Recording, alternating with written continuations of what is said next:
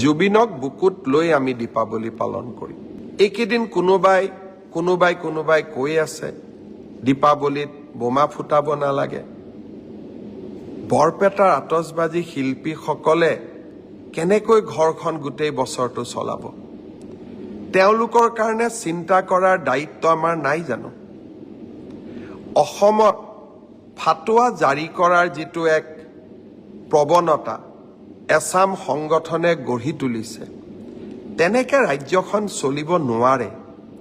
মই আকৌ এবাৰ মনত কৰিম, জুবিন গাৰ্গৰ গোটেই জীৱনটোৱে আছিলে দুখীয়া জনৰ কাৰণে। মই ভাবোঁ জুবিন জীয়াই থাকিলে প্ৰথমতে জুবিনে সংগঠনসকলক ক'লেহেঁতেন যে বৰপেটাৰ আতচবাজীৰ শিল্পটোক আমি মৰিবলৈ নিদিওঁ।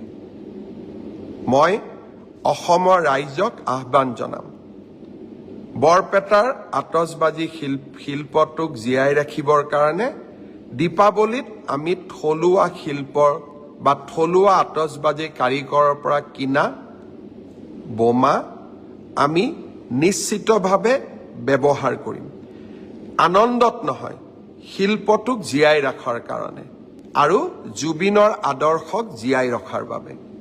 কোনোবাই মোক বেয়া পাব পাৰে, আৰু যিসকল সংগঠনে টেলিভিশ্যনৰ পৰ্দাত উলিয়াই যিকোনো এটা ফটোৱা জাৰি কৰি দিয়ে, তাক আমি অন্তত আমাৰ চৰকাৰ থকালৈকে আমি তেনেকৈ চলিব দিব নোৱাৰোঁ। কাৰণ আমি এইখন অসম মানৱীয় মূল্যবোধৰ মাজেৰে আগুৱাই যোৱাটো বিচাৰোঁ। সনাতন আমাৰ সংস্কৃতি। দীপাৱলী অতীজৰে পৰা আমি পালন কৰি আহিছোঁ। বোমা ফুটাব লাগে নালাগে মই নকওঁ, কিন্তু দীপাৱলীও পালন নকৰোঁ যদি, তেতিয়াহ'লে আমি বৰদিনো পালন নকৰিম। যদি বৰদিন পালন নকৰোঁ, আমি নিউ ইয়াৰ্ছো পালন নকৰোঁ, আৰু যদি নিউ ইয়াৰ্ছ পালন নকৰোঁ, তেতিয়াহ'লে আমি ঈদো পালন নকৰোঁ। আমি তেনেকুৱা কৰিব পাৰিম জানো?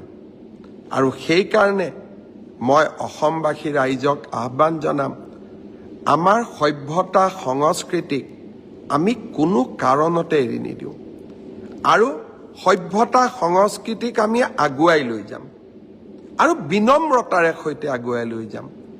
মনৰ দুখৰ মাজতো আৱেগৰ মাজতো আমি বৰপেটাৰ আতচবাজী শিল্পক আমি মৰিবলৈ নিদিওঁ।